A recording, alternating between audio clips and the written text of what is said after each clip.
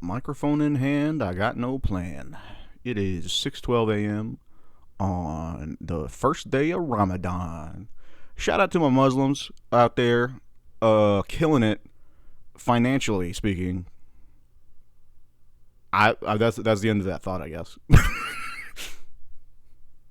I got the fan overhead in my room right now, so there may be a little bit of wind tunnel action going on, and in terms of this recording, I don't have like a mic stand, so I just hold the microphone in my hand and like kind of go back and forth in terms of like distance. See what I can do. It's a unique instrument to say the least, and there's a lot of enriching qualities about sharing your experience with other people. And the more I get, aligned within myself, and the more I get, I don't want to be narcissistic, but the more self-interest that I apply in terms of self-development, and self-improvement is ultimately masturbatory in nature. So that's just its own thing that can be delved into.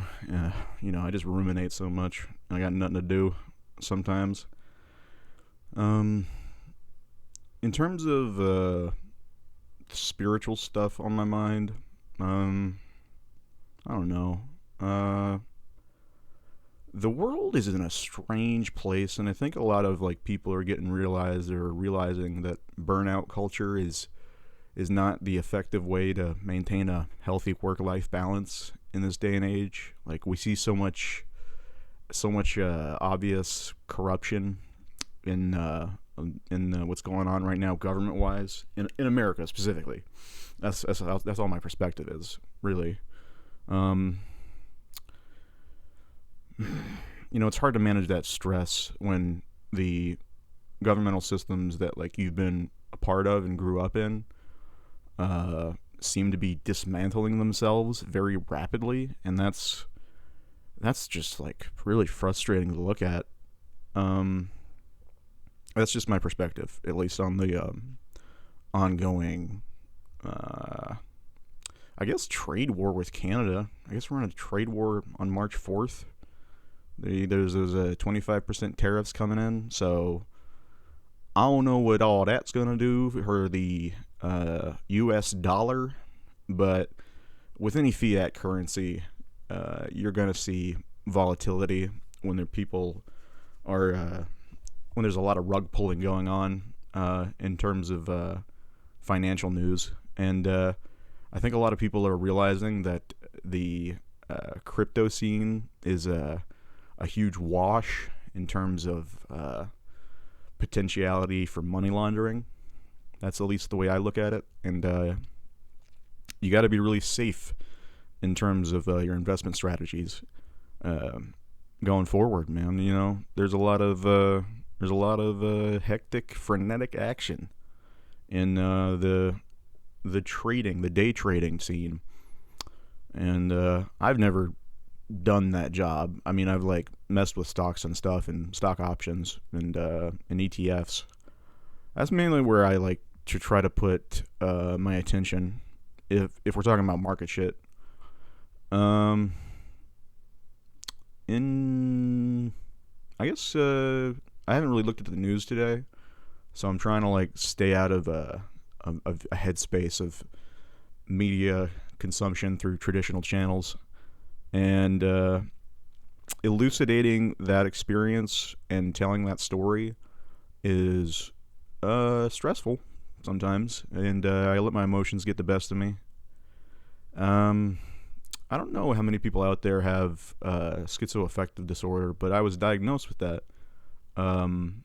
last year. Had a brain scan done at this place called the Amen Clinic up in Virginia, and it showed really it was really weird because they put like some magnetic or like some resonance fluid in you, and they leave you in a room, and they make you do an ADD test where like you have to press a button like at a certain reaction time, and it's like I can't remember the test exactly. It's like you have to match a letter or something with a certain sound, and it like tests your reaction time.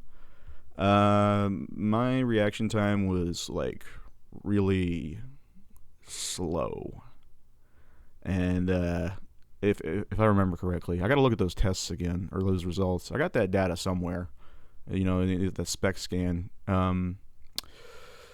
It was a really eye opening to see like the neural connections being made and formed over the course of being in a little imaging machine. And I've been in and out of like there's a lot of ongoing health issues, mental health issues, and societal issues that I'm gonna get off my soapbox. But anyway,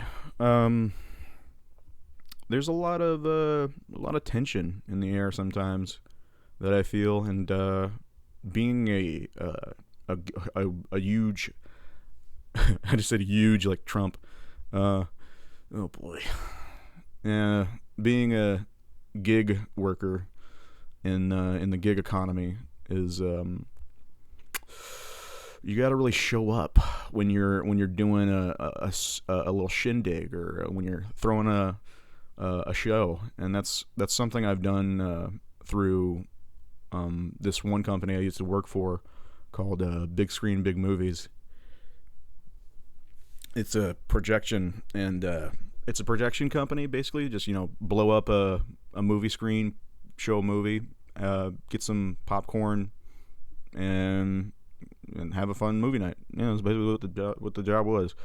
And I set up tons of stuff like that. I remember I did AV for the Charlotte Black Film Festival 2 years in a row. I don't know if they still do that anymore. I haven't looked that up in like I think since 2019. I think 2019. That's when all this COVID stuff started happening, and social isolation became a really omnipresence, if you will, and a lot of the tuning out and disassociative qualities of living in such a fast-paced world really besets you with you realize the inequity in man pretty hard, and it's just like an uphill battle sometimes of I get up at the ass crack of dawn most days, and I don't dream much anymore, which is it's kind of sad and disappointing because I used to be a huge lucid dreamer, and I haven't had a lucid dream in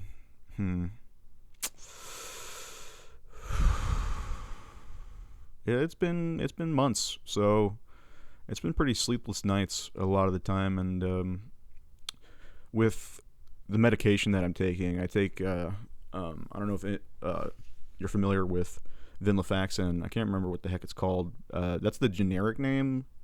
I think it's Wellbutrin or something like that. That's the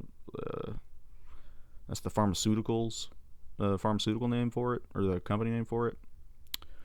There are nootropics in a way. I mean, it's kind of like being on shrooms all the time. Like, colors are really vibrant, and light is really sensitive to my eyeballs. It almost feels like glaucoma sometimes, because like the light, and this is more of like being a degenerate, at night, and you just being a gift of gabber at the end of the day.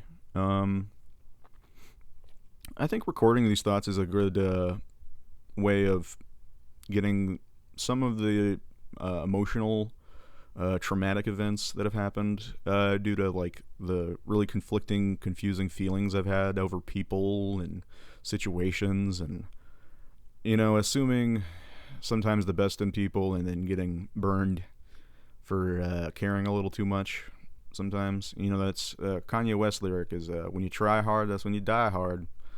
So I gotta take it easy for the time being, and just live for the time being.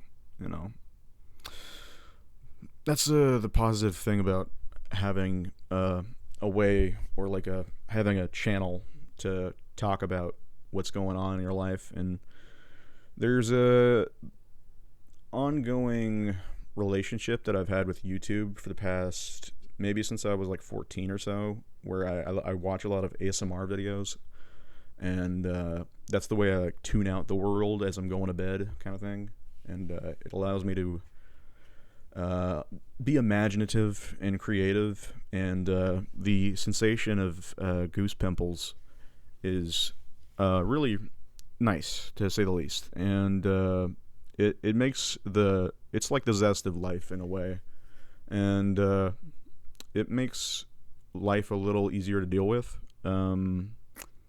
We all deal with our own neurotic struggles, I'm sure of it, but yeah, I think that's all I got on the plate for right now. So thanks for listening. Leave a like.